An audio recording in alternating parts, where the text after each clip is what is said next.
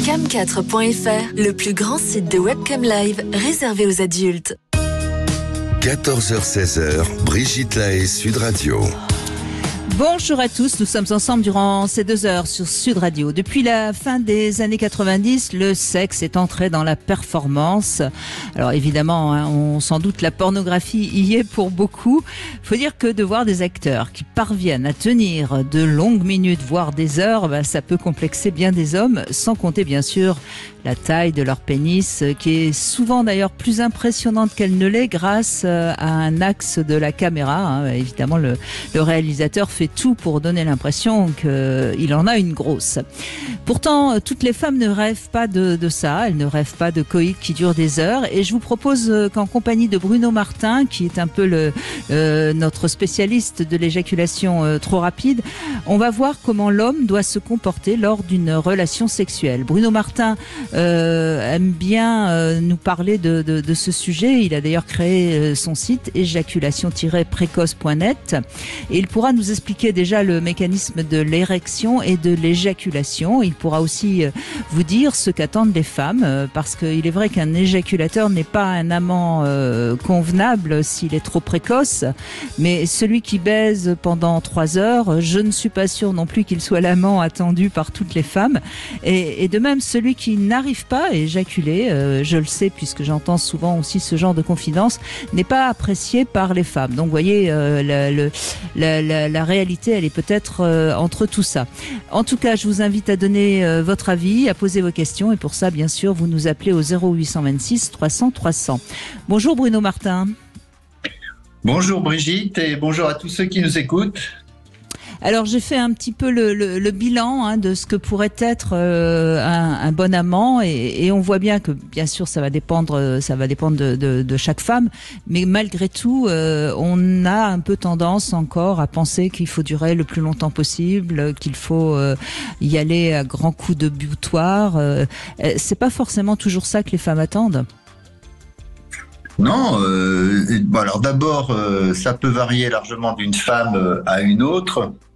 Mais c'est vrai que c'est comme dans tout, l'idéal c'est de pouvoir avoir accès à une érection un petit peu facile, ensuite de pouvoir contrôler le moment où on décide d'avoir une éjaculation. Voilà, ça c'est vraiment l'idéal, et j'allais dire c'est loin d'être infaisable, même si on pense que c'est lié à quelque chose de l'ordre du don. Ça n'est pas le cas du tout.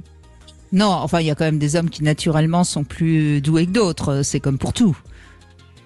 Il y en a qui ont mieux compris comment ça marchait, je dirais. D'accord. Alors, justement, comment ça marche ? Alors, l'érection, elle fonctionne avec un carburant qui s'appelle l'excitation sexuelle. Sans l'excitation sexuelle, on ne peut pas déclencher un mécanisme d'érection. Et il y a un deuxième phénomène qui doit vraiment être là, c'est-à-dire vraiment être dans un état de confiance pour pouvoir être sur un système nerveux qui va faciliter le relâchement de certains muscles lisses à l'intérieur du pénis et qui va se remplir de sang et amener une érection. Donc il y a vraiment 2 facteurs. Il y a ressentir une vraie excitation et être suffisamment cool, confiant pour avoir une érection. Si on résume. Oui, on sait que le stress est un anti-érectile. Ah, très très important. Oui. Non, mais c'est vrai que c'est bien de le rappeler, et c'est d'autant plus important de le rappeler parce que souvent, notamment lors d'une première rencontre, le stress est très présent. Oui. Et si vous n'avez pas non plus le fameux carburant de l'excitation, vous n'avez pas d'érection. Et beaucoup d'hommes continuent à avoir la pensée qu'une érection, c'est quelque chose, voire de femmes aussi, c'est quelque chose qui arrive un peu comme ça, spontanément, c'est naturel. Oui, complètement naturel. C'est-à-dire, je vais m'allonger à côté de quelqu'un et enfin une femme ou un homme, pourquoi pas, et ça va se passer un petit peu avec un phénomène hormonal. Enfin bon, on a vraiment des états, des idées qui sont complètement à côté de la plaque à ce niveau-là. Donc, on résume, de l'excitation, suffisamment d'excitation et de la confiance et de la tranquillité. Et Oui. comment on fait pour garder cette érection sans aller jusqu'à l'éjaculation, qui est un réflexe, hein, je crois qu'on on l'a pas encore Voilà. dit, mais c'est bien de le rappeler. Alors ça, c'est la deuxième partie. C'est une autre question, on va dire. Une fois qu'on est en érection, il y a deux phénomènes qui vont se produire. Il y a un phénomène sur la zone du pénis où vous avez un système nerveux qui, par les frottements, par la chaleur, va maintenir une forme d'érection avec les petits mouvements de va-et-vient, etc. Et puis, il y a la continuité de l'envie de s'exciter qui va maintenir aussi l'érection. Mais si on s'excite trop, si on fait rentrer trop de carburant, c'est là que vous allez atteindre un niveau d'excitation tel que vous allez déclencher le réflexe d'éjaculation. Et ce réflexe, il est atteint, si je donne une note, à 9 sur 10 d'excitation. Et le réflexe, vous pouvez plus du tout faire marche arrière. D'accord. Donc il y a deux phénomènes. C'est vraiment apprendre à gérer son excitation. Trop peu, ben je vais caler comme dans une voiture. J'ai pas assez de carburant qui rentre. Trop, je vais déraper et je vais faire une éjaculation trop rapide. Donc suffisamment d'excitation, mais pas trop. Alors, ce que vous avez dit là, je le reprends, il faut des va-et-vient. Donc ça voudrait dire que quand on sent qu'on a l'excitation qui monte trop et qu'on risque d'éjaculer, rester immobile, c'est pas bon ? Ah, c'est pas fatalement mauvais, mais vous pouvez couper la montée de l'excitation de votre partenaire, par contre.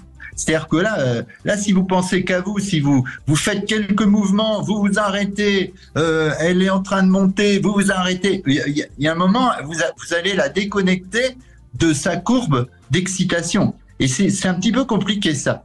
Il faut vraiment que l'homme individuellement arrive à être à l'aise avec la gestion de ses niveaux d'excitation. Ça, c'est exactement, vous savez que ma grande comparaison, c'est la voiture. Dans une voiture, vous appuyez ni trop peu sur l'accélérateur pour éviter de caler et pour éviter de déraper. Et ben, on est exactement dans la même configuration quand on est un homme. Et vous allez bientôt nous dire que les femmes ont des belles carrosseries. Attention, hein, Bruno Martin, il y a des choses qu'on n'a plus le droit de dire. Alors, plus elles ont de belles carrosseries, plus vous avez envie d'appuyer sur l'accélérateur. Et c'est là que ça devient compliqué. Eh oui, c'est sûr. Dans une Ferrari, on a envie de rouler plus vite que dans une Clio. Bon, bref. Alors, un peu d'humour, bien sûr, parce que c'est un sujet très complexe et c'est surtout un sujet très sensible pour les hommes. Je crois que c'est pour ça qu'il faut y mettre aussi un peu d'humour et c'est souvent ce que je conseille aux femmes. Ben oui, quand il a éjaculé un peu trop vite et qu'on reste un peu sur notre faim, c'est pas le moment de se fâcher. Il vaut mieux en sourire. Hein, vous êtes d'accord avec ça ? Oui, il vaut mieux en sourire, mais j'allais dire, vous savez, les hommes sont très malheureux à ce moment-là. Et on peut donner des conseils, mais il n'y en a pratiquement aucun qui va les calmer. Alors évidemment, il vaut mieux dire c'est pas grave, on va recommencer, ça va aller. Mais franchement, c'est un tel moment de perte d'identité masculine, je vous garantis, ça c'est très très très triste pour un homme. Eh bien, tout au long de ces 2 heures, Bruno Martin, vous allez pouvoir donner des conseils à tous ceux et celles qui nous écoutent. Et puis, si vous avez réussi justement à mieux gérer tout ça et que vous avez envie d'en faire profiter ceux qui nous écoutent, eh bien, n'hésitez pas à nous rejoindre. Et je crois que c'est ce que va faire Alex dans un instant. On se retrouve tout de suite. Sud Radio, votre attention est notre plus belle récompense. Moi, je regarde les matchs, mais je coupe le son de la télé et je mets Sud Radio. Les meilleurs commentateurs, c'est Sud Radio, il n'y a rien à dire. Sud Radio, la radio du rugby. 14h-16h, Brigitte Lahaie, Sud Radio. Bruno Martin est avec nous, le créateur de éjaculation-précoce.net, et on va donner la parole à Alex qui nous rejoint. Merci Alex de participer à cette émission. Bonjour. Oui, bonjour Brigitte, bonjour Bruno. Merci bonjour, Alex. de te voir. Ben non, c'est nous, merci, parce que vous avez été donc un petit peu trop rapide à votre goût, et ça va mieux, hein, je crois. Oui, ça m'est arrivé, on va dire, une fois d'être éjaculateur précoce quand effectivement j'avais eu une partenaire qui était vraiment très sexuée et ça m'avait décontenancé par rapport à mes partenaires précédentes. Et au fur et à mesure, ce que je me suis aperçu et la manière dont je fonctionne avec mes différents partenaires, c'est justement de me nourrir de l'excitation pour ne pas éjaculer. Ce qui peut être un peu contradictoire en un sens. C'est-à-dire qu'effectivement, l'excitation va me donner l'érection. Effectivement, ce que disait Bruno, c'est très intéressant, la confiance pour le lâcher prise. Et on ne réalise pas assez qu'effectivement, être en confiance, si le partenaire nous met en confiance, voilà, moi, ça m'arrive de pas toujours être en érection optimale à 100% sur un rapport. Mais ma partenaire, on continue de s'amuser, on profite, tout ça, on s'éclate. Et du coup, à un moment donné, l'érection, elle va remonter parce qu'effectivement, il y a cette confiance qui est là. Ah oui. Mais vous voyez, Alex, excusez-moi, je vous coupe, mais ça me paraît intéressant ce que vous avez dit, parce que vous avez dit que vous aviez donc ce problème d'éjaculer trop rapidement avec une femme qui était très demandeuse et qui donc quelque part était là, prête toujours à faire l'amour. Alors que on entend souvent que l'homme va être éjaculateur précoce parce qu'il fait pas assez souvent l'amour et donc quand il le fait, il est trop excité, il éjacule trop vite. Alors que vous, c'était pas ça le problème. Le problème, c'était, j'imagine, la performance qu'il fallait accomplir et qui donc provoquait du stress. Hein. Je suppose, Bruno Martin, que c'est ça. Ça a l'air d'être ça, oui. Et puis peut-être trouver une partenaire qui fait beaucoup de mouvements, qui s'exprime beaucoup, finalement qui génère beaucoup de sources d'excitation, beaucoup d'intensité. Parce que elle est dans son excitation et elle cherche pas spécialement à danser avec l'homme. C'est juste, je prends ma part et l'homme doit fournir et suivre. Et ça fait monter. On perd le contrôle dans ces moments-là parce que ça part à fond. Mais qu'est-ce qu'aurait dû faire Alex pour arriver à tenir mieux? Quel conseil vous lui auriez donné?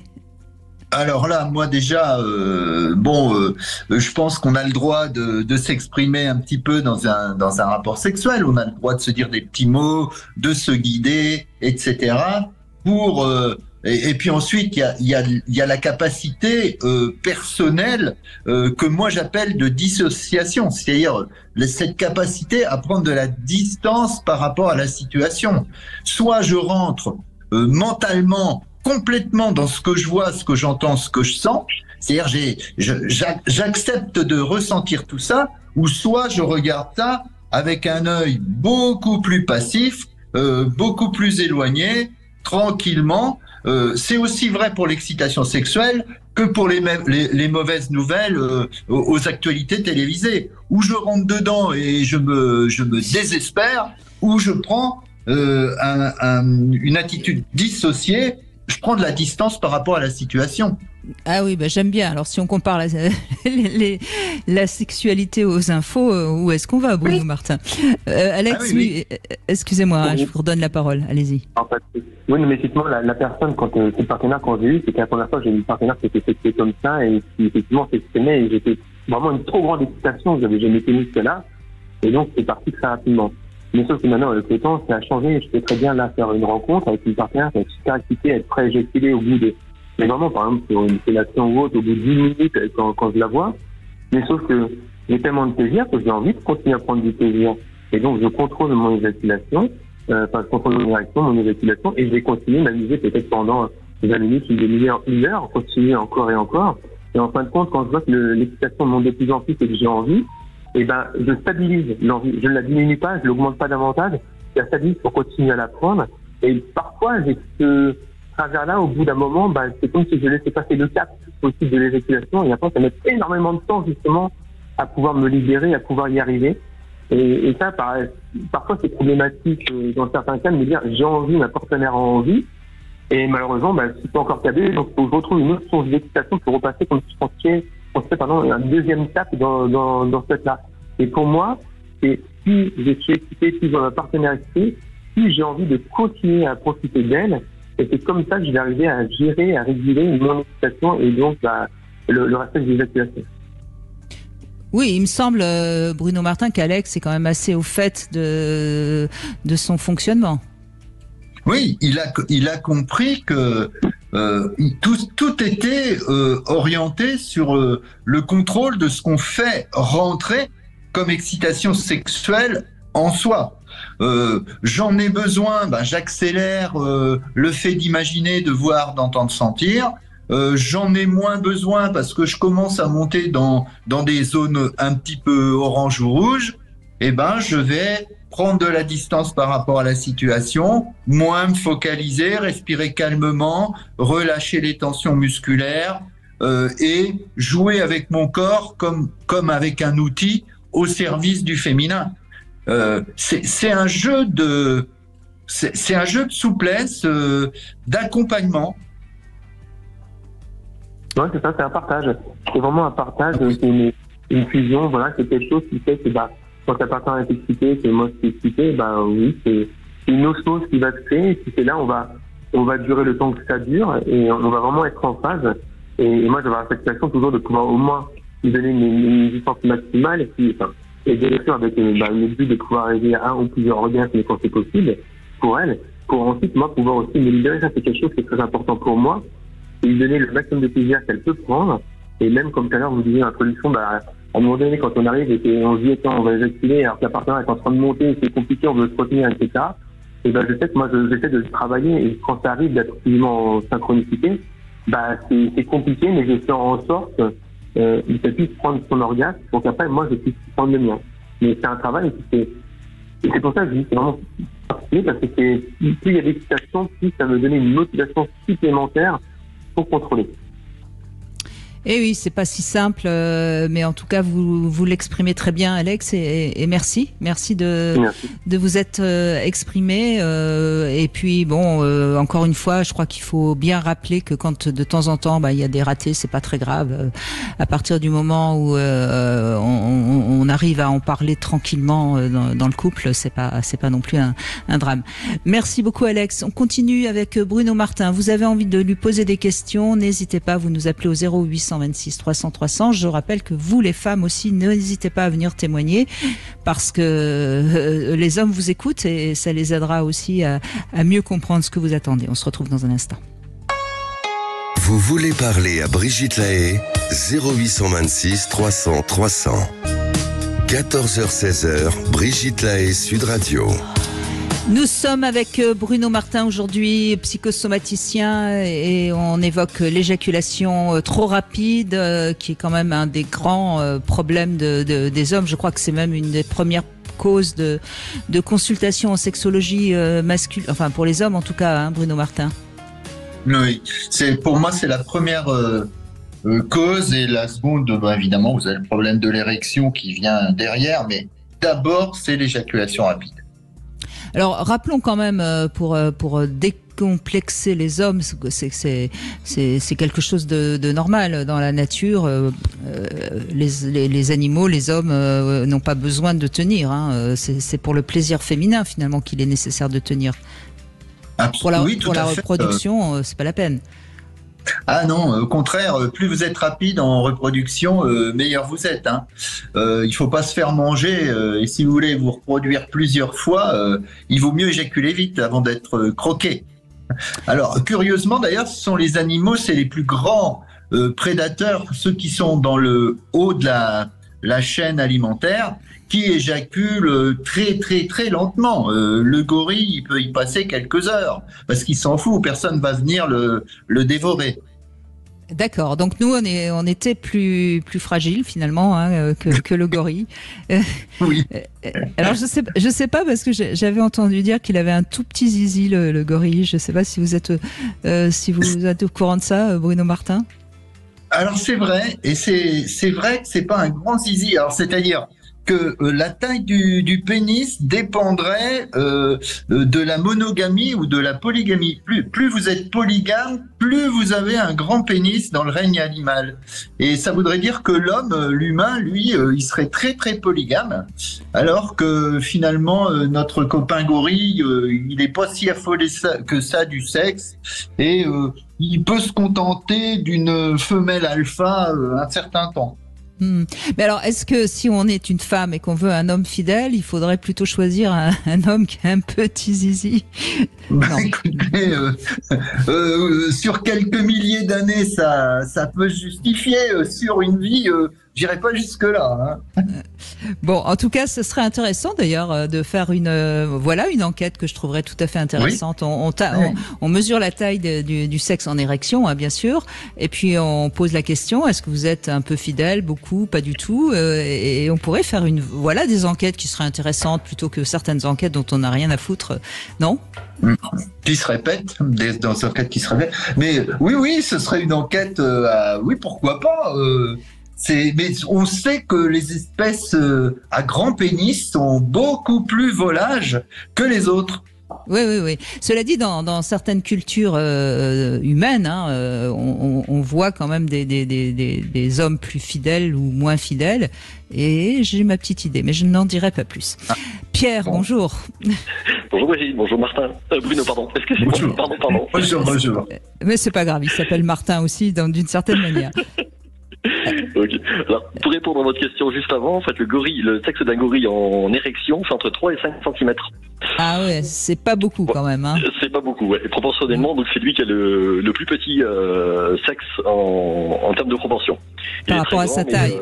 Voilà, c'est ça, exactement. Ouais. Bon, et alors quel est l'animal qui a le plus gros sexe, puisque vous avez l'air très calé sur les animaux, Pierre? J'en sais rien du tout, je dirais le cachalot à vue de nez, mais... Parce que je sais qu'il est relativement important. Mais après, non, proportionnellement parlant, je ne sais pas. Par contre, je vais chercher pour le coup.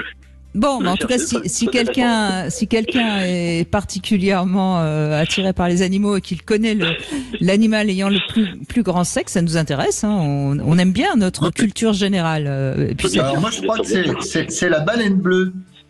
Ah ouais. Oui, c'est la baleine bleue, oui, tout à fait. Mais par rapport à sa taille ou par rapport à... parce qu'elle a déjà un sexe en rapport à cette... Parce que ça peut faire jusqu'à 30 mètres de long, hein, une baleine bleue. Et le sexe peut, si j'ai bonne mémoire, faire jusqu'à 1,50 m. C'est pas tant que ça sur 30 mètres. Si on fait, oui. C'est clair. Non, mais je veux dire, si on fait proportionnellement. Bon, enfin bref, on va revenir sur le sujet du jour, même si je trouve ça tout à fait intéressant. Et peut-être qu'on aura la réponse avant 16h. Alors Pierre, on dit souvent que la communication est essentielle dans la relation sexuelle, et visiblement pour vous, c'est ce qui vous a sauvé. Oui, tout à fait. C'est vrai qu'au départ, moi, ça allait quand même, relativement vite. J'avais vraiment du mal à tenir. Après, voilà, avec ma compagne, du coup, elle m'a mis très à l'aise. En fait, voilà, si le premier tour était rapide, on faisait un deuxième tour derrière qui était, où du coup, on avait plus de temps et j'étais du coup un peu moins stressé. Et c'est vrai que j'étais aussi à l'époque vraiment dans la recherche. Je devais absolument lui donner son orgasme. Et du coup, moi j'avais mon orgasme et en même temps j'étais frustré parce que elle avait pas ce qu'elle avait besoin. Ouais. Et en fait, à force de parler, d'échanger, en fait, on a vraiment dédramatisé. Et quand ça arrivait un peu vite, du coup, on faisait des pauses, simplement, on ralentissait un petit peu. Ou alors, elle me disait, voilà, le truc, pense à ta grand-mère. Et là, du coup, ça calme un petit peu. Et mais bon, c'est vraiment sur le travail, vraiment travailler sur soi quand ça se produit. Et aujourd'hui, en fait, moi, ce que je fais, quand je vois que ça commence vraiment à monter, c'est qu'en fait je dissocie mon esprit de ce qui se passe dans mon corps. Alors pourtant je suis assez à l'écoute de mon corps là-dessus, et en fait j'emmène mon esprit ailleurs pour que le corps continue à faire ce qu'il doit faire, pendant que j'emmène mon esprit ailleurs. Donc je pense vraiment à autre chose pour en fait me décentrer vraiment du sujet. Et c'est ce que vous disiez en fait juste avant. Je sais plus comment vous l'avez expliqué, mais en fait à se focaliser en fait sur autre chose pour ne pas se concentrer que sur l'excitation et du coup on va faire retomber petit à petit. Et alors moi le petit truc que j'ai trouvé qui marche avec moi du coup en ce moment, parce que du coup je pense que ça évoluera certainement, et ce qui m'a vraiment permis d'augmenter, mais d'une manière vraiment flagrante, parce qu'avant voilà quand je tenais 10 minutes j'étais content, et là j'arrive à tenir un quart d'heure, 20 minutes sans trop de soucis. Et en fait à chaque fois que ça se produit, oui. Et c'est grâce à quoi? En fait, c'est une petite phrase toute simple pour détourner mon esprit. C'est la fameuse phrase qu'on apprend quand on est en école primaire. Il était une fois dans la ville de Foix une marchande de foie qui vendait du foie. Et en fait, D'accord. c'était vraiment cette répétition-là. Et du coup, en fait, ça m'oblige, je dirais, à reconstruire une histoire, parce qu'en fait, je ne me contente pas juste de dire cette Oui, phrase. votre esprit se concentre sur cette phrase et du coup, vous oubliez vos sensations qui sont excitantes et... Voilà. Et en fait, en jouant sur le mot foi, en fait, j'essaye de le tourner dans ma tête, mais en recréant même une histoire dedans. Après, le mettre le plus souvent possible de manière construite. Et du coup, en fait, mon esprit se concentre vraiment sur cette histoire et comment utiliser le mot foi dans ses différentes définitions. Et du coup, ça me sépare complètement de ce qui se passe dans mon corps. Bruno Martin, qu'est-ce que vous en dites ? C'est une manière de travailler ce que j'appelle moi effectivement la dissociation. C'est-à-dire, il y a plusieurs façons. Soit on se détourne par l'imaginaire comme fait Monsieur, en se racontant d'autres histoires, etc. Ou on peut le faire aussi avec une concentration sur sa respiration, visualiser le ventre qui monte pour l'inspiration, le ventre qui descend pour l'expiration. Enfin, il y a plein de... Ça s'appelle la distorsion cognitive. Mais au bout d'un certain temps, on peut le faire aussi vraiment d'une manière instinctive, puisqu'on l'a tellement répété. C'est-à-dire que vraiment regarder les choses dans l'attitude du spectateur, c'est-à-dire sans être atteint par les sensations, c'est-à-dire vraiment être en dehors du coup et juste agir avec son corps sans en attendre quelque chose. Mais oui, le fait de se raconter une histoire, le fait de se concentrer sur une partie du corps, sur un mot, ça peut faire de la distorsion cognitive et aider à se dissocier. Mais moi, je pense que la dissociation, il faut la travailler. Oui. Vous voyez, dans ma démarche, j'ai beaucoup de démarches communes avec ce qu'avait travaillé l'Université du Québec, mais moi j'ai beaucoup réajouté les choses autour de la dissociation en plus, parce que travailler sur le corps c'est bien, mais il faut aussi travailler sur le mental pour être capable de s'éloigner des sources d'excitation trop intenses. C'est vrai. Bon, merci Pierre. Merci Pierre de ce conseil. Et puis on continue bien sûr avec vous sur Sud Radio. Mais pour l'instant, c'est Nathalie qui nous rejoint et qui va répondre à 3 questions intimes. Ensuite, vous pourrez en poser une à Bruno Martin. Bonjour Nathalie. Bonjour Brigitte, c'est pas Nathalie. Je crois qu'il y a eu une petite erreur. Ah écoutez, oui, vous n'avez pas une voix très féminine, je vous le confirme, voilà, c'est David, voilà. Excusez-moi. Je vous en prie. Il y a eu un changement et je ne l'avais pas connecté. Donc, je vais pas répondre. Oui, j'imagine bien. Alors David, justement, quelle est pour vous la durée idéale du coït ?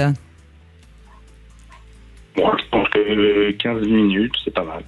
15 minutes, très bien. Ouais. Et est-ce que vous pourriez, comme ça, vous souvenir d'une excellente maîtresse, partenaire sexuelle que vous avez eue et quelle aurait été sa meilleure... qu'est-ce qui vous aurait le plus plu dans sa façon de faire l'amour c'est qu'elle apprécie ce que je lui fais. En fait, c'est qu'elle ait beaucoup de plaisir. Voilà, que dans l'expression, je sois rassuré sur le fait qu'elle était... très contente. Donc oui, je sais bien qui voilà. Et la deuxième partie, qu'elle me dise, en général, et là on peut mettre en généralité, parce que ça se passe très bien d'ailleurs avec mon épouse à ce sujet, c'est qu'elle me dise ce qui lui plaît, ce qui lui plaît pas, et que ça soit pas un souci. Voilà, c'est une sorte que je suis pas obligé de faire de la télépathie pour ce qui se passe. Voilà. D'accord. Donc vous aimeriez bien qu'après, de temps en temps, elle vous dise des choses, oui. Oui, ou même pendant, c'est pas mal là, ou j'en sais rien, mais voilà, qu'elle guide un peu sur ce qu'elle ressent et a envie d'avoir en complément de ce qu'elle peut exprimer par des petits cris. Voilà. D'accord. Et est-ce que vous seriez cet été apte éventuellement à pratiquer le naturisme ? Ni pour ni contre. Oui, non. Non. Oui, si là, si tu vois, je le pratique pas, mais si la situation le permet. C'est vrai que c'est assez agréable par exemple, de se baigner. C'est bien plus sympa que de se baigner avec un slip de bain. D'accord. Bon. Eh bien, vous pouvez poser une question à Bruno Martin. Il vous écoute. Allez-y. Bon, bonjour Bruno. Il y a 2 points que vous n'avez pas évoqués dans l'introduction du sujet, il me semble. C'est est-ce que finalement, pour un homme, la masturbation n'est pas aussi un entraînement pour savoir un peu maîtriser un peu son corps, en gros, voilà, est-ce que c'est pas un outil qui permet au moins de pouvoir être très à l'aise et entre guillemets s'entraîner. Et l'autre aspect qui est pas évoqué pour l'instant, c'était le fait est-ce qu'on est à l'aise avec cette intimité avec une personne. Alors quand je dis ça, j'ai eu moi des échanges avec des copains qui avaient eux quelques soucis en effet d'éjaculation ou d'érection et souvent finalement sous-jacent ou là d'un point de mécanique. Moi, alors ces 2 personnes, je suis pas un professionnel comme vous, il y avait quand même un problème de confiance sur cette intimité. En gros, d'être au lit avec une femme, d'être collé, d'être dans ce moment-là, c'était pour eux assez stressant finalement. Est-ce qu'il y a ce lien possible d'un point de vue de votre expérience à vous, entre être à l'aise dans l'intimité et être très à l'aise d'être au lit avec une femme, ou l'inverse, quand on n'est pas à l'aise et qu'on sent quelque part cette intimité, elle stresse un peu, quelque part l'éjaculation va être plus rapide entre guillemets pour s'en débarrasser. Oui, c'est de très très bonnes questions. Alors déjà pour répondre sur la masturbation. Évidemment que la masturbation peut tout à fait servir à apprendre par exemple, déterminer ses niveaux d'excitation, apprendre à gérer une courbe d'excitation. D'ailleurs, ça fait partie de mon protocole directement. D'accord. Parce que 80% du protocole se fait en solo. Donc, si vous voulez apprendre à gérer des excitations, ça va passer systématiquement par la masturbation. Le problème, c'est que la masturbation peut aussi avoir un effet tout à fait délétère. C'est-à-dire que la plupart des hommes l'utilisent non pas pour apprendre à différer l'éjaculation, mais apprendre pour en avoir rapidement. Et ils se conditionnent à des éjaculations rapides via la masturbation. Alors d'une part, c'est un très bon outil pour bien apprendre à gérer l'excitation, mais ça peut être aussi l'outil qui génère une des causes d'éjaculation rapide. Voilà pour la masturbation. Maintenant, la confiance en soi, bien entendu, que plus vous allez être stressé, plus vous allez être dispersé dans votre capacité à gérer les excitations, plus vous allez avoir des tensions musculaires, vous allez avoir une respiration complètement désordonnée, et plus vous allez mettre de choses contre vous pour gérer l'excitation, et vous aurez soit des troubles de l'érection, soit des troubles de l'éjaculation, soit trop rapide, soit n'arrivant jamais. Voilà les réponses de Bruno Martin. Je rappelle d'ailleurs que vous pouvez sur le site de Bruno Martin vous procurer ces exercices, éjaculation-précoce.net. Merci beaucoup David, on fait une petite pause et puis on continue bien sûr à répondre à vos questions, à écouter vos avis. On a Tristan qui va prendre la parole dans un instant. 14h-16h, Brigitte Lahaie, Sud Radio. Cam4.fr, le plus grand site de webcam live réservé aux adultes. 14h-16h, Brigitte Lahaie, Sud Radio. Nous continuons à évoquer l'éjaculation trop rapide avec Bruno Martin, psychosomaticien spécialiste du sujet. Et ce n'est pas qu'une question d'homme, c'est aussi une question de femme. Et d'ailleurs, je crois, Bruno Martin, que la plupart des hommes s'intéressent à ce sujet pour les femmes et non pas pour eux-mêmes. Enfin, pour les femmes ou en tout cas pour leurs partenaires. Parce que, évidemment, les gays ont autant de problèmes que les hétéros, me semble-t-il. Enfin. Oui. Je me suis d'ailleurs penché sur le sujet en demandant un peu systématiquement maintenant aux hommes pourquoi ils venaient consulter pour cette problématique-là. Je me suis amusé à faire ça les 2-3 derniers mois là, pour vraiment rentrer dans le vif du sujet. Et c'est vrai qu'il y a vraiment dans 90% des cas une question d'altruisme et d'amour, c'est-à-dire l'envie de donner du plaisir à quelqu'un qu'on aime. Ça, c'est vraiment la réponse numéro 1. Et bien entendu, quand même, qu'il y a un côté égoïste dans la mesure où ça va nous valoriser, nous narcissiser, nous faire penser qu'on est, entre guillemets, des bons coups virils. Mais d'abord, c'est quand même l'amour et l'envie de faire bien auprès de quelqu'un qu'on aime. Bon, donc ça peut rassurer les femmes qui nous écoutent. Tristan, bonjour. Bonjour, Madame Lahaye, bonjour, Monsieur Martin. Bonjour. Alors, je vous appelle d'Aix-en-Provence. Je vous fais un petit topo en accéléré. Alors tout d'abord, bravo pour votre émission. C'est dommage qu'il n'y ait pas plus d'émissions comme ça pour pouvoir parler librement justement de certaines frustrations des uns et des autres. C'est dommage, c'est vraiment dommage. Donc un grand bravo à votre émission que j'écoute régulièrement. Je finis tard, donc je l'écoute en replay et là, je peux vous parler parce que je vais au travail en même temps. Donc voilà, je vous fais le topo en accéléré. J'ai toujours eu une sexualité, on va dire, débordante, qui malheureusement aujourd'hui, le simple fait de faire l'amour normalement, on va dire normalement, il n'y a rien de péjoratif, mais je n'ai plus d'excitation en fait. Je vais chercher vraiment beaucoup plus loin. C'est-à-dire du voyeurisme, dans les clubs échangistes, enfin voilà. Et en fait, voilà, ça c'est une question. Enfin, c'est pas une question, c'est juste pour la petite histoire pour Madame Lahaye. J'avais une question pour Monsieur Martin. Je suis un consommateur de cocaïne et j'aurais voulu demander donc, est-ce que le fait de prendre trop régulièrement cette substance pouvait me bloquer au niveau des érections en fait. J'ai de moins en moins d'érections vu que je prends. Enfin, je pense que c'est la cause. Je ne suis pas médecin, donc j'aurais voulu avoir l'avis d'un spécialiste tel que Monsieur Martin. Je suis désolée, Tristan, je suis déjà obligée de dire que normalement on ne doit pas prendre de la coke, mais je suis obligée de le signaler pour tous ceux qui nous écoutent. Bruno Martin, je vous laisse répondre. Bien sûr, bien sûr.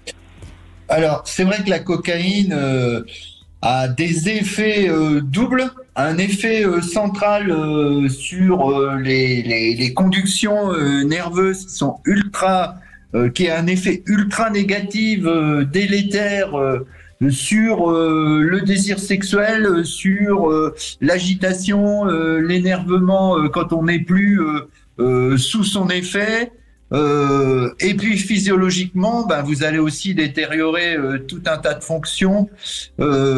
Franchement, la cocaïne, c'est vraiment pas l'ami du sexe, contrairement à ce qu'on imagine. C'est à proscrire absolument. Ah oui, là j'en vois les causes. De toute façon, il est certain qu'avant je prenais ça pour une performance. Bon, c'est vrai que ça durait, c'est pas que ça durait un peu plus longtemps, mais l'excitation et l'éjaculation en fait me donnaient un plaisir multiplié par 3. Alors j'en fais pas attention, je fais pas la promo. Non, mais j'entends bien. Non, mais Tristan, il est certain que toutes ces substances, elles donnent l'impression de voler plus haut, si je puis dire. Mais en même temps, elles ont des effets négatifs à court terme et d'autant plus à long terme. Moi, il me semble quand même, dans ce que vous nous racontez, Tristan, c'est que vous avez été toujours dans la recherche du plus, que ce soit dans vos fantasmes ou dans votre excitation. Et à un moment donné, plus vous avez besoin de choses extrêmes pour vous exciter, plus c'est difficile à trouver, et donc plus votre excitation risque en effet de disparaître, quoi. Et je crois que, alors après, moi, encore une fois, j'ai aucun jugement vis-à-vis de vous. Vous faites absolument ce que vous voulez. Je pense que dans la sexualité, on fait tous ce qu'on veut, mais à un moment donné, il faut aller chercher dans la sexualité quelque chose qui nous permet de nous relier à nous-mêmes et de nous relier aux autres. Sinon, on est en effet dans une recherche de choses de plus en plus extrêmes, et à un moment donné, on est dans le mur, quoi. Il me semble que c'est ça qu'il faut que vous compreniez, c'est que peut-être qu'il faudrait juste essayer de comprendre pourquoi vous avez eu besoin d'aller toujours un peu plus loin pour essayer de guérir, si je peux dire, parce que ça vient sans doute d'une blessure personnelle. Et puis après, vous pourrez retrouver une sexualité plus harmonieuse pour vous-même et éventuellement avec vos partenaires. Je crois que c'est important, peut-être, hein, Bruno Martin, c'est un peu ça qu'on peut dire à Tristan. Oui, mais ça, c'est vrai que son trait de caractère majeur, c'est de tout le temps vouloir repousser une limite. Et on retrouve ça complètement dans l'addiction. C'est-à-dire qu'à un moment donné, on va un cran plus loin, et puis pour avoir le même effet, il faut que j'en rajoute 2 crans la prochaine fois, il faut que j'en rajoute 4 la fois d'après.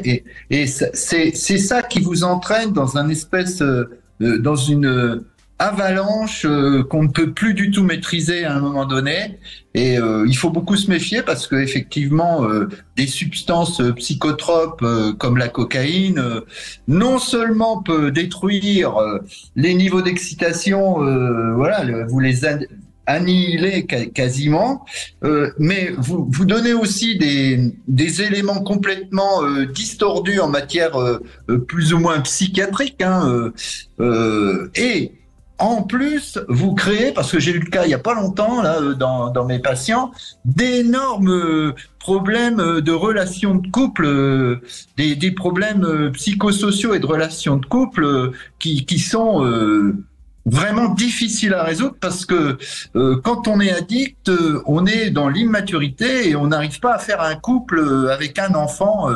voilà, tout simplement. Alors, bon, en tout cas, je pense, est-ce que Bruno Martin a répondu à votre question par rapport à la coke? Je pense que oui. Oui, je veux dire, oui, il y a aucun souci. Je suis dans le tourbillon actuellement. Je pense n'être pas parano, mais en fait, je fais partie de ce tourbillon à aujourd'hui. Je suis pas addict, j'en prends régulièrement, mais c'est pas une cause personnelle, en fait, hein. Je suis tombé sur une maîtresse, c'était plutôt festif au début, d'un amour toxique avec cette maîtresse, ouais. Et je me suis fait embrigader, moi qui prenais strictement rien. Je n'ai jamais bu d'alcool de ma vie ou quoi que ce soit, ni du shit ou ni de l'herbe. Et c'est vrai que au niveau festif avec des amis, ça finit comme ça, par une, excusez-moi le terme, par une grosse partouze. Et puis, de fil en aiguille, malheureusement, je n'ai repris pour avoir cette même excitation, non seulement du sexe, mais de la fête. Et malheureusement, je suis tombé dedans, et voilà. Mais c'est pas un problème personnel, hein, en soi. D'accord. Tant mieux. Ce sera plus facile éventuellement d'arriver à en sortir si c'est pas un problème personnel. On parle d'ailleurs lundi avec Laurent Carilla des addictions, et notamment des addictions sexuelles. Merci Tristan, en tout cas, merci de votre question. On le sait, sur Sud Radio, on peut parler de tout, et on parle vrai. Bruno Martin, une petite devinette: quelle est la différence entre une éjaculation et une tempête de neige? Vous avez le temps des infos pour trouver une réponse, et puis je vous invite à nous rejoindre, et vous aussi, sur Sud Radio 0826 300 300. À tout de suite. Sud Radio. Parlons vrai. Sud Radio. Parlons vrai. 14h-16h, Brigitte Lahaie, Sud Radio.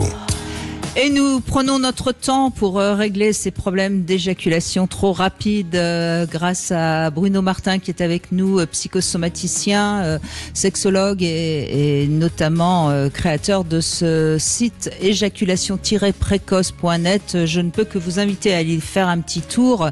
Vous verrez que vous aurez déjà des réponses, et vous pourrez peut-être télécharger la clé USB, je crois. Hein. C'est comme ça que ça fonctionne maintenant sur votre site? Oui, maintenant on peut y accéder avec un petit lien et un mot de passe et voilà, directement. Bon, donc ça, on n'arrête pas le progrès. Est-ce que pour autant les hommes tiennent de plus en plus longtemps? Ça, c'est moins sûr.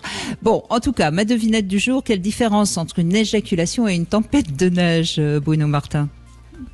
J'ai essayé de réfléchir, de me creuser la tête un peu. Alors je me dis, bon, on peut rentrer un peu chaud dans la tempête et finir raide. Alors que, ma foi, on finirait plutôt mou après une éjaculation. Enfin, c'est mon interprétation perso. Hein. En fait, il n'y a aucune différence entre une éjaculation et une tempête de neige parce que dans les deux cas, on ne sait pas quand ça va arriver et on ne sait pas quelle en sera l'épaisseur. Voilà. Ah, d'accord. Voilà. Bon, allez. Nous avons Christophe qui est avec nous. Merci Christophe de participer à l'émission sur Sud Radio. Et alors c'est intéressant parce que vous utilisez le cock ring ou l'anneau pénien, hein, si on veut parler français, pour mieux tenir. Oui. Bonjour Brigitte, bonjour à votre invité, bonjour Bruno. Bonjour. Moi j'ai 52 ans et j'ai jamais eu de soucis d'éjaculation précoce. Voilà, mes érections jeunes duraient très longtemps. Et au fur et à mesure du temps, et ça va faire à peu près 5 ans, mais je m'aperçois que ça ne dure plus aussi longtemps que je le souhaitais. Alors tout à l'heure vous parliez du délai idéal, de la durée, et moi je vais dire que c'est quand sa partenaire a du plaisir. Voilà, et je me suis aperçu que, alors au début c'était avec, j'allais dire, la ceinture du peignoir, voilà, on faisait un petit nœud pour le tenir. Et puis je suis allé acheter un cock ring, un caoutchouc qui tient et ça prolonge, j'allais dire, l'érection. Parce qu'en fait, mon érection diminue au bout d'un moment, voilà. Je suis dans un coït, dans une pénétration, et puis c'est pas que l'excitation diminue, mais l'érection est plus aussi forte qu'avant. Bruno Martin, qu'est-ce que vous en pensez?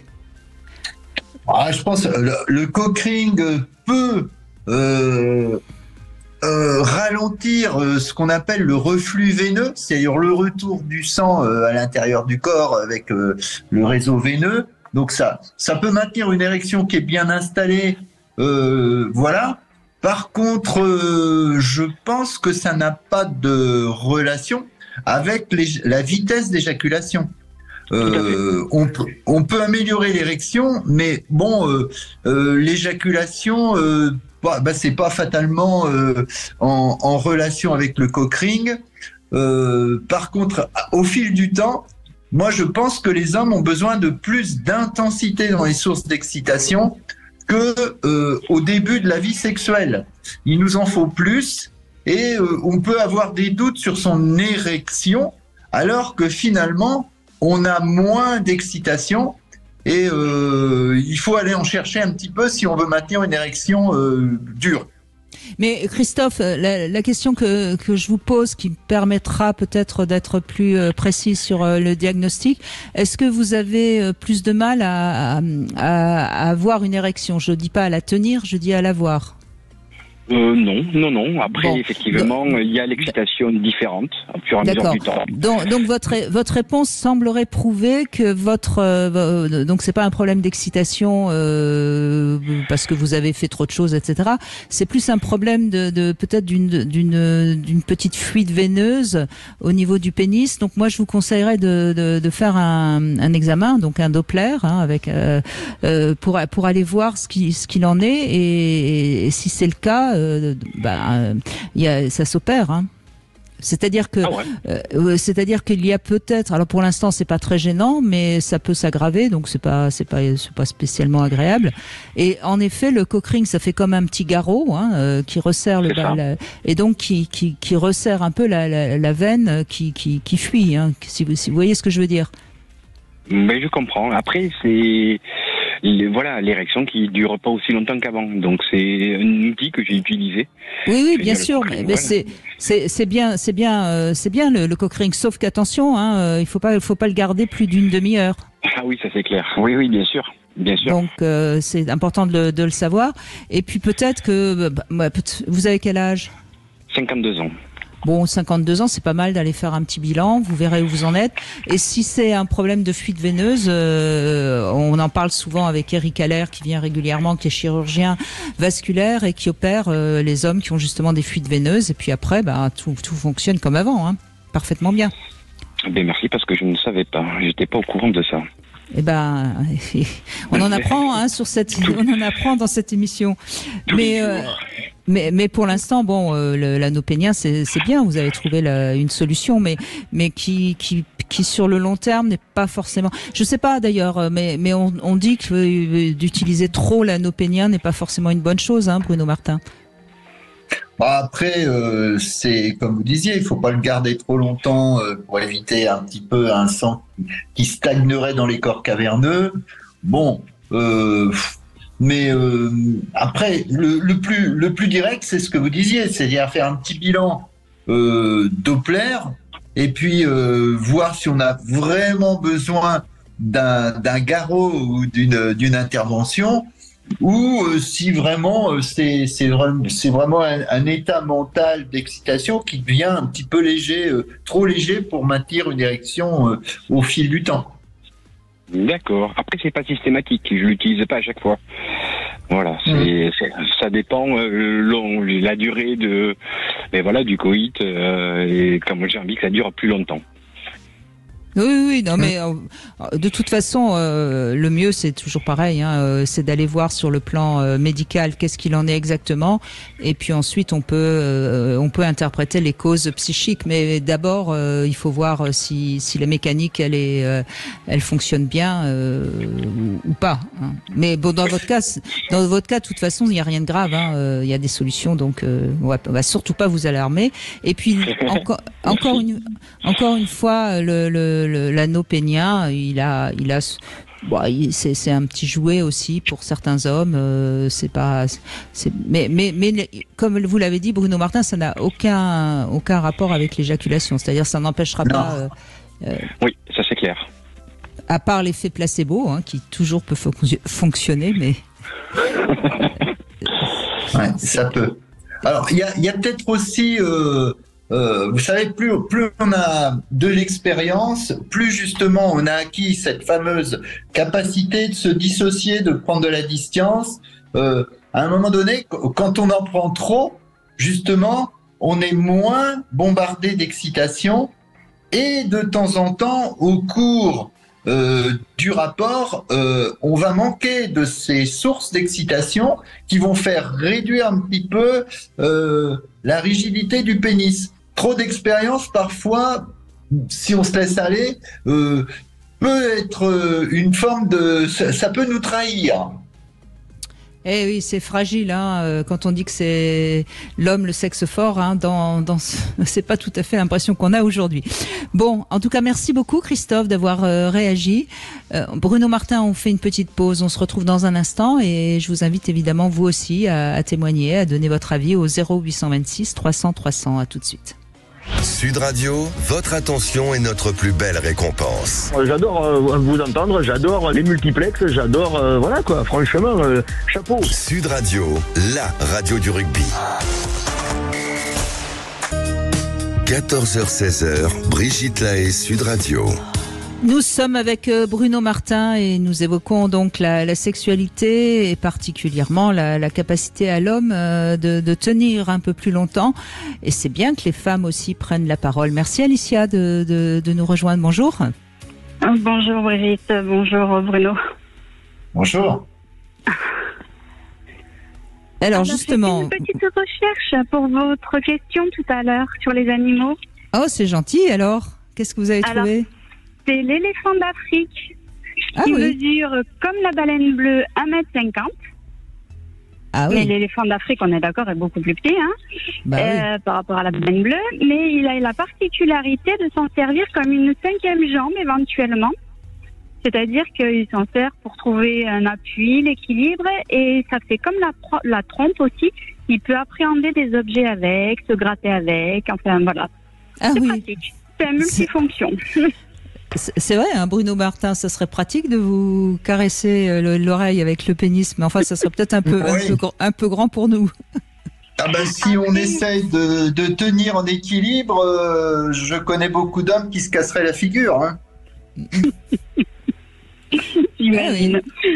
Après, j'ai un autre animal qui est beaucoup moins, que les gens peut-être visualiseront beaucoup moins, c'est le tatou. Je ne sais pas si vous voyez quel est l'animal qui se met en boule et qui roule dès qu'il qui mesure, lui, 33 cm, mais le pénis, lui, mesure 15 cm.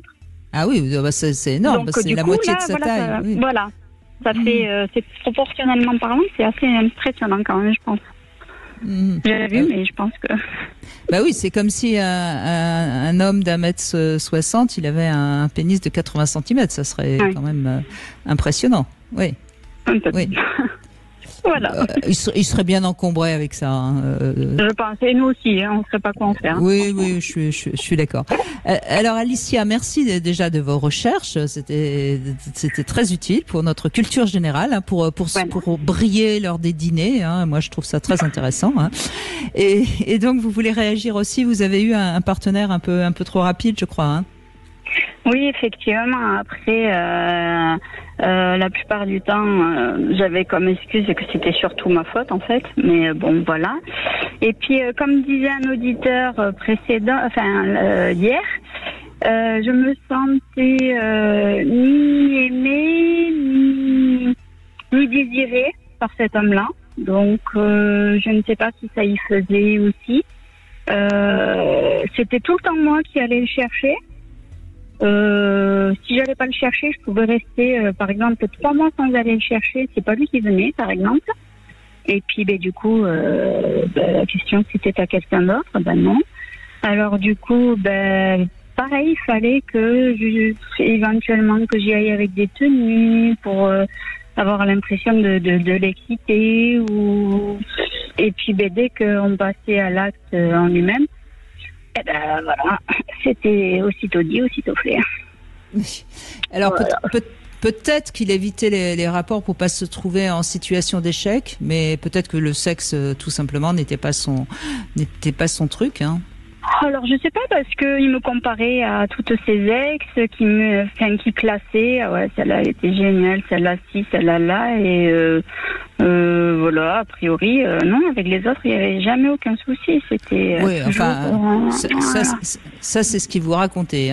Ça serait à vérifier, parce que c'est facile de parler des ex comme étant avec lesquels ça marche bien, et puis tout d'un coup ne pas marcher avec vous. Parce que, maintenant, je suis célibataire et donc je profite, voilà, comme disait une auditrice hier, voilà, effectivement, avant, j'arrivais à ne prendre du plaisir que quand il y avait des sentiments. Voilà, j'ai enlevé cette barrière et au contraire, on arrive à prendre énormément de plaisir sans les sentiments. C'est beaucoup plus agréable, du coup. Et j'ai donc plusieurs partenaires qui, eux, savent très très bien gérer la chose, mais du coup c'est un petit peu à moi à faire attention aussi, parce que des fois lors de fellations ou de mouvements que je ferais, voilà, ça les inciterait à éjaculer plus vite qu'ils n'en auraient envie. Donc je pense que la femme a aussi son rôle à jouer. Ça c'est évident, Bruno Martin, la femme peut être inhibante ou au contraire trop excitante. Oui, il faut trouver la bonne façon d'échanger. En fait, une relation sexuelle, dans la définition, il y a vraiment le mot relation. C'est-à-dire qu'il faut être en relation, en observation, en don, en réception, tout le temps. C'est-à-dire que c'est pas un jeu qu'on fait. Moi, je fais quelque chose tout seul avec toi qui fais quelque chose toute seule. C'est vraiment l'écoute, l'accompagnement, le jeu. Voilà. On peut pas faire l'amour seul, sinon ça va être 2 masturbations synchrones. Oui. Tout à fait, effectivement, mais après je suis à l'écoute de mes partenaires quand ils me disent de ralentir ou de ci ou de là. Voilà, effectivement, on partage énormément sur quoi faire ou ne pas faire. Voilà, on partage énormément, pardon. Et alors, moi j'ai une question qui me paraît intéressante à vous poser, en tout cas elle m'intéresse, Alicia, est-ce que suivant les partenaires, vous avez envie que ça dure plus ou moins longtemps ou pas ? Disons oui, c'est vrai que j'en ai certains, ça peut durer que 10 minutes, un quart d'heure, voire peut-être moins, et c'est très intense. J'éprouve un plaisir très très rapidement, et d'autres où ça peut durer 3 heures, et c'est tout aussi agréable parce que c'est différent, tout simplement, et je finis par y trouver du plaisir aussi. D'autres, par contre, avec d'autres, j'ai envie que ça se termine plus rapidement, parfois. C'est vraiment très variable. Voilà, d'accord. En fonction du partenaire. Mais ça vient de quoi, de vos sentiments que vous éprouvez pour eux, de la manière dont ils s'y prennent? Qu'est-ce qui fait que vous avez envie que ça dure plus ou moins longtemps? Je pense que c'est la façon de faire. Je pense plus, ouais. Voilà, il y en a qui sont plus doués que d'autres, je pense. Voilà. Et donc, c'est quand ils sont doués que vous avez envie que ça dure plus longtemps, je suppose, j'imagine. Quand ça dure plus longtemps, c'est qu'il y a beaucoup de repassage au préliminaire, en fait. Que j'aime bien ce passage au préliminaire. D'accord. Voilà. Beaucoup de variations, quoi. Voilà, c'est ce qui fait que j'aime bien que ça dure longtemps. Ah oui, mais là, ça va rassurer beaucoup d'hommes, parce qu'en fait, vous n'avez pas envie qu'il y ait un coït pendant 3 heures, mais non. Oui. On est d'accord. Ça va les rassurer. Voilà. Un Bruno Martin, parce que 3 heures, je suis même pas sûre que les acteurs de films porno savent tenir 3 heures. Hein. Oui, il y a ça. Et puis il y a cette espèce d'usure à la longue, hein, parce que bon, déjà, ça peut finir par faire mal et chauffer, ou alors ça peut finir par vous anesthésier. À force de faire la même chose pendant 3 heures, au bout de 20 minutes, c'est déjà un peu moins intense. Au bout d'une demi-heure, encore moins. Puis au bout d'une heure, alors là, vous allez plus sentir ce qui se passe. On est d'accord. Pendant les 3 heures, c'est très très varié. On ne fait pas tout le temps la même chose. C'est beaucoup de jeux, de variances, de positions, de caresses, de ci, de là. Enfin, je veux dire, tout y est. Et en 3 heures, on va dire qu'on n'a pas quitté la pièce et on fait beaucoup de choses dans la pièce différentes. Voilà, c'est pas un coït permanent pendant 3 heures, sinon ça serait trop long. Clairement. Oui, non, mais absolument. Mais je crois que c'était important de le préciser. Moi, ça m'avait paru, mais là, on comprend mieux, évidemment. Mais de toute façon, qu'est-ce que ça veut dire la durée, hein? Moi, je m'amuse toujours quand on demande la durée, on sait pas exactement parce qu'on regarde pas sa montre, et heureusement d'ailleurs. Hein.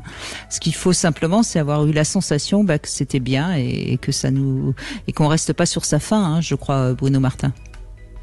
Voilà, et puis ça dépend des jours, ça dépend des gens, ça dépend de plein de choses. Bon, il y a des choses explosives qui vont vous percher en haut de l'Everest, et puis il y a des fois on a envie vraiment que ça s'arrête pas, et on va continuer parce qu'on est perché dans une forme de fusion, d'euphorie. Moi, je crois que tout peut exister, vraiment tout. Il y a des femmes qui vont érotiser la pénétration beaucoup plus que les autres, d'autres qui vont se sentir un peu saturés au bout de 10 minutes. Moi, je pense que tout existe. Je suis bien d'accord avec vous. Merci beaucoup en tout cas de ce témoignage et de vos recherches, Alicia. Merci à vous. On continue avec le Love Conseil. Toute la semaine, je vous parle des pannes de libido et Bruno Martin pourra évidemment réagir lui aussi. Il a certainement quelque chose d'intéressant à nous dire. Quant à vous, vous pouvez nous rejoindre sur Sud Radio 0826 300 300. À tout de suite. 14h-16h, Brigitte Lahaie, Sud Radio. Cam4.fr, le plus grand site de webcam live réservé aux adultes. Brigitte Lahaie, Sud Radio, le Love Conseil.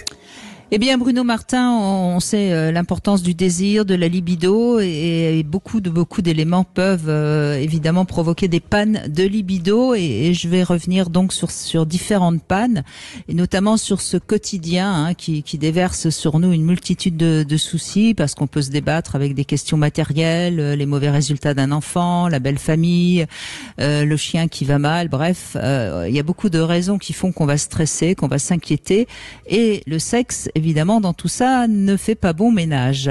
Et alors, on entend notre partenaire qui nous dit écoute, chérie, on fera ça une prochaine fois. La sexualité dans les couples, souvent, à cause du quotidien, tout ça, a tendance à partir à la trappe, ou en tout cas passe en dernier. Et pourtant, je le rappelle, c'est un des meilleurs anti-stress qui soit, la sexualité. Et puis c'est vrai que le temps est un voleur. Il a tendance à être envahissant par tout ce qu'on a à faire, le ménage, les enfants, le travail. Et c'est vrai qu'à partir de ce moment-là, notre envie de se câliner, de se séduire, a tendance à ne plus avoir sa place. Alors, à ça, on peut ajouter aussi les complexes. C'est vrai que notre physique n'est jamais parfait, et puis on a tendance à vieillir un peu. On se regarde avec un regard un peu trop sévère, voire même injuste. Et c'est vrai que les complexes, ça inhibe beaucoup. Ça fait prendre de la distance par rapport à la sexualité. Et si on ne se plaît plus, eh bien c'est difficile d'avoir envie de plaire à l'autre et de laisser la place à son désir. Bruno Martin, je suis sûre que vous avez beaucoup de choses à ajouter. Je vous écoute. Oui, d'autant que là, c'est la première demande féminine, cette fois-ci, dans un cabinet de sexo. Moi, je trouve dans les causes, toutes celles que vous avez dites, déjà, il y a aussi le ressentiment des femmes, le je t'en veux, de tas de petites choses du quotidien qui ferment complètement la clé de contact pour monter à la sexualité. Il y a le retour aussi d'abus sexuels quand l'homme devient trop intrusif, d'abus sexuels ou de mauvaises premières expériences. Il y a l'exagération de rôle de maman à la naissance des enfants qui déroute complètement de la libido. Et il y a tous les problèmes physiologiques aussi, c'est-à-dire les problèmes hormonaux, les problèmes de douleur, les problèmes aussi liés au scénario sexuel ou à la manière de faire l'amour de l'homme, dont l'éjaculation précoce, qui peut, à la longue, éteindre le désir féminin. Oui, la liste est longue, on le voit bien. D'ailleurs, demain, avec Vincent Hupertan, on parlera des luttes de pouvoir dans la sexualité et notamment de cette sorte de capacité à punir l'autre en arrêtant la sexualité. Et c'est une très mauvaise manière de prendre le pouvoir sur l'autre. Pour l'instant, on revient au sujet du jour, l'éjaculation rapide, avec Lina qui a envie de témoigner et je l'en remercie. Bonjour Lina. Bonjour Brigitte, bonjour Bruno. Oui, bonjour Lina. Oui, bonjour. Écoutez, moi très jeune, j'ai eu un amant qui était éjaculateur précoce.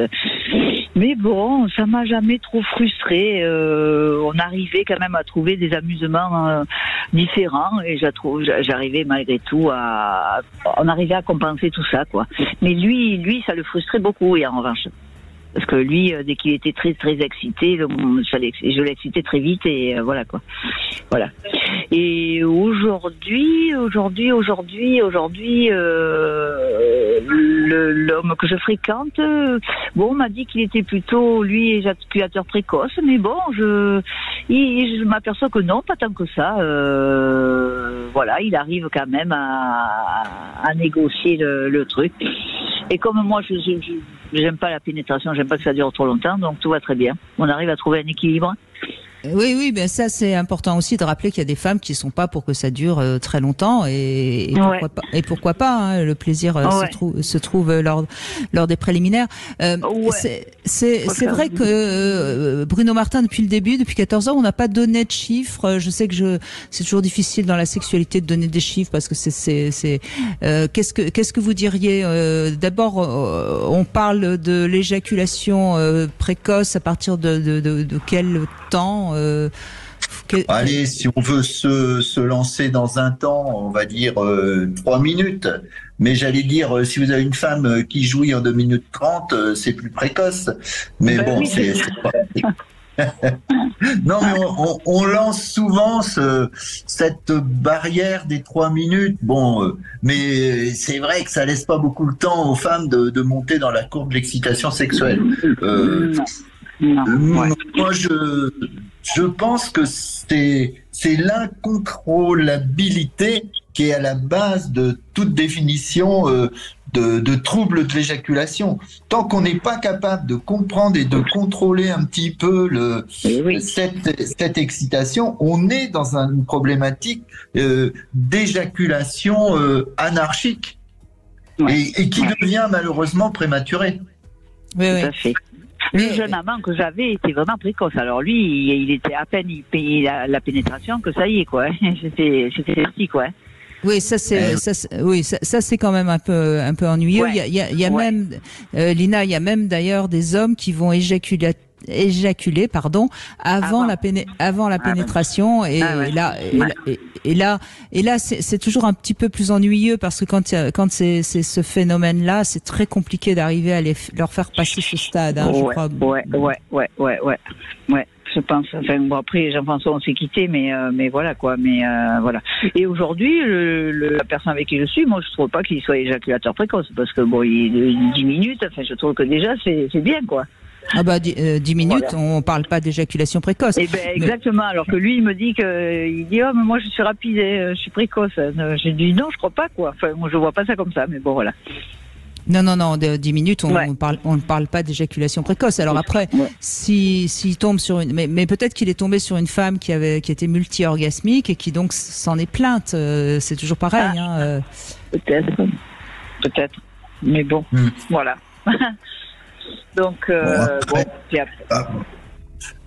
c'est vrai que moi je suis toujours gêné de parler de temps, même si c'est une question de temps. C'est comment gérer le temps, parce que je sais me conduire et je peux très bien déterminer des choses rapides que des choses beaucoup moins rapides. Et voilà. C'est parce que ça me gêne la notion de temps. Je reprends toujours la métaphore de la voiture, mais c'est quoi? Avant combien de temps je vais avoir un accident? En fait, l'idée, c'est de pas en avoir. C'est de dire, je peux très bien en avoir un en 30 secondes ou un en 3 heures. Ce qui compte, c'est que dans n'importe quel cas, je puisse conduire et arriver à bon port. Bien sûr, mais vous m'avez pas répondu, Bruno Martin. Quand les hommes ont un problème d'éjaculation avant la pénétration, c'est toujours très compliqué là, en revanche, de les aider à comprendre, parce que là, c'est un phénomène presque, j'allais dire, nerveux. Enfin. Ouais, ils se sont conditionnés à ça, c'est-à-dire. Ils ont une espèce de, ils vont plonger dans tout ce qui est excitant. Ils se sont conditionnés à la sexualité intense tout de suite. C'est tout de suite maintenant. C'est vraiment de la boulimie. Voilà, il faut travailler ça psychologiquement au même titre que cette boulimie. Il y a un travail psychothérapique à mettre en place. Ouais. En tout cas, Lina, c'est important aussi que vous ayez témoigné, parce que c'est vrai que il faut toujours rappeler que la sexualité, c'est quelque chose qu'on fait à deux, et qu'il n'y a pas de règles, et que c'est important que l'homme aussi questionne. Alors, il faut que la femme communique, qu'elle dise qu'elle a envie, et comme vous le faites visiblement très bien. Mais il faut aussi que l'homme questionne, parce que c'est pas la peine de durer trop longtemps si la femme n'en a pas envie. Et en même temps, moi je sais, enfin c'est l'expérience que j'ai, Bruno Martin. Un homme qui est capable de tenir 10 minutes, normalement il est capable de tenir 15, 20. Oui, ça j'en suis sûr, oui. Mais les hommes comme les femmes devraient être beaucoup plus curieux dans la sexualité, et ben c'est bien le but de cette émission-là d'ailleurs, c'est de combler des manques de connaissances, parce que tous les hommes auraient facilité à accéder aux habiletés qui vont les rendre beaucoup plus performants dans la gestion de leur excitation et du temps. Il suffit d'être curieux, de comprendre les mécanismes, comme les femmes devraient le faire en matière de désir, parce que c'est leur problème numéro 1 à la longue. Tout ça, c'est un manque de curiosité, et c'est l'idée, a priori, que la sexualité, c'est inné, on doit tout savoir, il y a les bons, il y a les mauvais. Et non, c'est pas le cas. Bah, c'est-à-dire que on a tendance à penser que la sexualité c'est quelque chose de naturel, et on a tendance à trop penser parce que pour avoir des enfants, on peut être éjaculateur précoce et ne pas prendre, et la femme peut ne pas prendre d'orgasme, hein, et ça n'empêchera pas de se reproduire.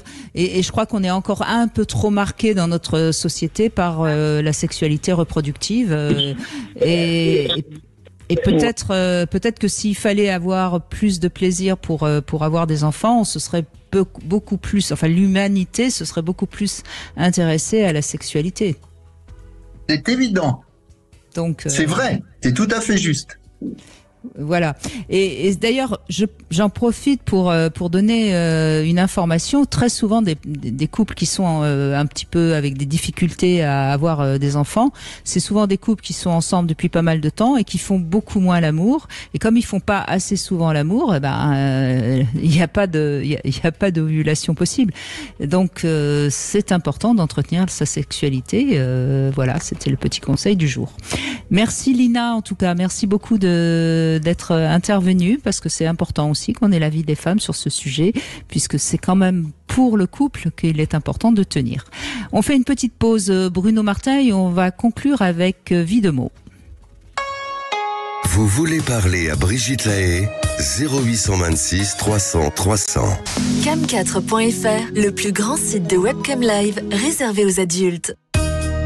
14h-16h, Brigitte Lahaie, Sud Radio. Nous sommes aujourd'hui avec Bruno Martin, sexothérapeute et également créateur de ce site éjaculation-précoce.net. On peut pas mieux faire, hein, c'est clair, au moins on sait où on va. Bruno Martin, on va conclure avec Vie de mots qui est avec nous. Vous êtes marié depuis un bon nombre d'années, vous avez une soixantaine, hein, c'est bien ça? Oui, tout à fait. Merci de Bonjour réagir. Brigitte, bonjour Monsieur Bruno Martin.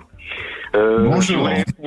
Je voulais vous faire part de mon cas parce que c'est un cas assez spécial.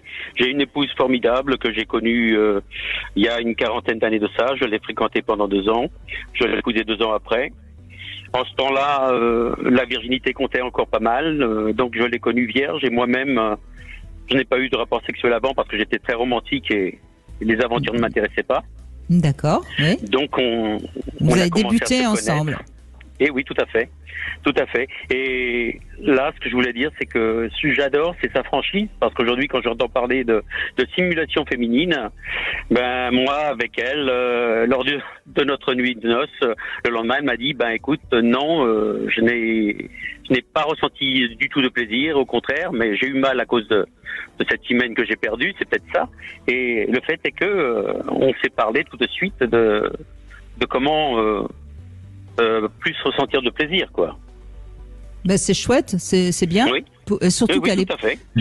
surtout qu'à l'époque, vous parlez de ça il y a une quarantaine d'années, les femmes n'étaient pas si libérées, moins Très qu'aujourd'hui. réservé, oui, c'est venu petit à petit et donc elle me disait quand elle ressentait plus de plaisir ou pas. Pendant quelques temps quand même, j'ai eu vraiment du mal à trouver l'orgasme en elle et il a fallu, c'est que je ne voulais pas y venir tout de suite parce que je voulais pas qu'elle pense que j'étais un obsédé ou quoi que ce soit et j'ai dû insister pour le cunnilingus, voyez-vous. Et elle disait que le sexe féminin était très sale, elle voulait pas du tout, elle était d'obédience catholique et elle voulait pas en entendre parler. Mais petit à petit, elle s'est laissée faire et elle a vu qu'elle prenait du plaisir. Et donc, à chaque fois, les préliminaires comptaient beaucoup. Et ça, on peut pas s'en passer. Bah, c'est quand même, rappelons, alors je sais que vous aimez pas les chiffres, Bruno Martin, mais rappelons quand même que la majorité des femmes ont un orgasme lors des préliminaires. Je crois que c'est 70% donc c'est quand même un bon moyen et l'avantage aussi des préliminaires, c'est que ça laisse le temps à la femme de lubrifier, ce qui permet à la pénétration d'être plus facile. Hein. Oui. Et donc, au fil des années, on a trouvé une méthode qui nous satisfait entièrement. De la manière dont je m'y prends, il s'est avéré qu'il y a quelque chose qui opère parce que, en quelque sorte, non seulement sa vulve tout entière est en érection, mais son vagin aussi, puisque il se rétrécit, il devient très serré. Ah oui. Et oui. Non mais c'est surprenant. Ça resserre mon membre, ça me le masse comme il faut. On dirait vraiment, oui, c'est phénoménal et à tel point que parfois il faut que je lubrifie parce que autrement ça me fait mal à moi aussi, voyez-vous. Ah oui, alors donc elle doit avoir des muscles périnéaux particulièrement forts. On dit parfois, oui. Oui, parce qu'on dit normalement, je me trompe pas, hein, Bruno Martin, lors du rapport et de l'excitation, le vagin a plutôt tendance à s'ouvrir qu'à se refermer. Oui, le vagin se ballonise, mais elle doit avoir une façon de faire qui contracte les muscles périnéaux, périvaginaux, et voilà, c'est sa manière de réagir à l'excitation à elle. Et elle réagit comme ça.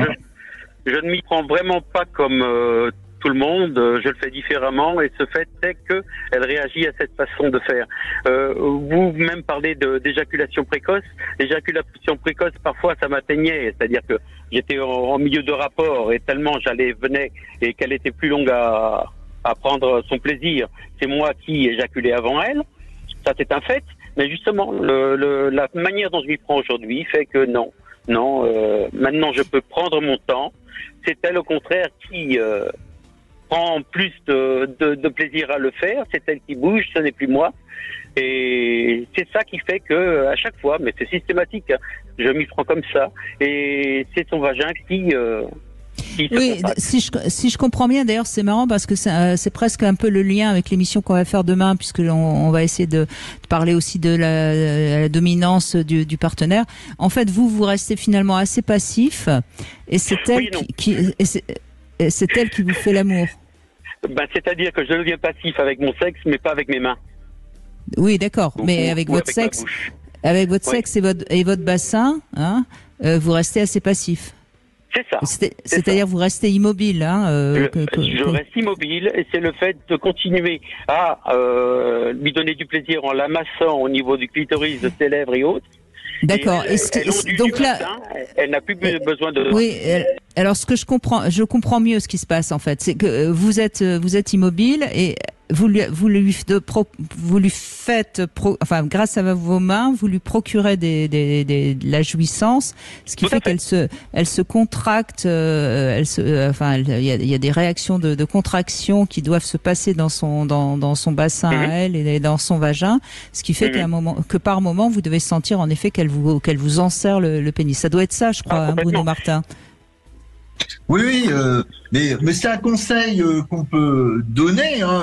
C'est-à-dire que des rapports sexuels où vous avez des femmes beaucoup plus centrées sur elles, beaucoup plus égocentrées sur leur façon de faire monter le plaisir, et il faut les inviter à se servir de l'homme comme d'un objet sexuel, à leur dévotion. C'est une attitude mentale que bien des couples n'ont pas. Et c'est vrai que l'homme, il doit se prêter au jeu féminin et ne devenir finalement qu'accompagnant et que stimulant, et ne pas récupérer à lui toutes les sources d'excitation dans un espèce de synchronisme qui finit toujours par une éjaculation plus rapide que l'orgasme féminin. Tout à fait, d'accord, c'est ça, oui. D'accord. Moi, de la manière dont je l'accompagne, je sens monter en elle cet orgasme qui petit à petit va l'inonder, et c'est elle-même qui me dit parfois ah non pas aussi fort, alors je réduis, et quand elle veut vraiment l'intensité, non seulement c'est des gestes de la main, mais aussi là quand c'est l'apothéose, là oui je me mets à bouger en même temps qu'elle. Mais voyez, on en revient toujours à la même chose, hein, c'est que dès le début, vous avez tous les deux su communiquer. Dès le début, elle n'a pas raconté des bobards. Bon, la première fois, comme beaucoup de femmes, elle a rien ressenti, ou elle a même eu un peu mal. Elle vous l'a dit. Vous avez su l'entendre sans vous vexer, hein, parce que ça c'est le problème aussi de certains hommes qui. Non, au contraire. Je l'en ai remercié, oui. Mm-hmm. Et du coup, vous êtes partis sur une bonne base, hein, tous les deux. Ça fait 38 ans bientôt et on compte bien aller encore plus loin, oui. Bah, je crois que c'est bien parti, il n'y a pas de raison que ça s'arrête. Alors, je peux poser une petite question un peu indiscrète, Widmo. Vous faites l'amour combien de fois par mois ? Je ne peux pas le faire plus d'une fois par semaine parce que j'ai une sciatique qui me tient et qui m'en empêche. Autrement, c'était un soir oui, un soir non. Ah oui, tous les 2 jours, au bout de 38 ans, on est quand même dans les records là, hein, Bruno Martin.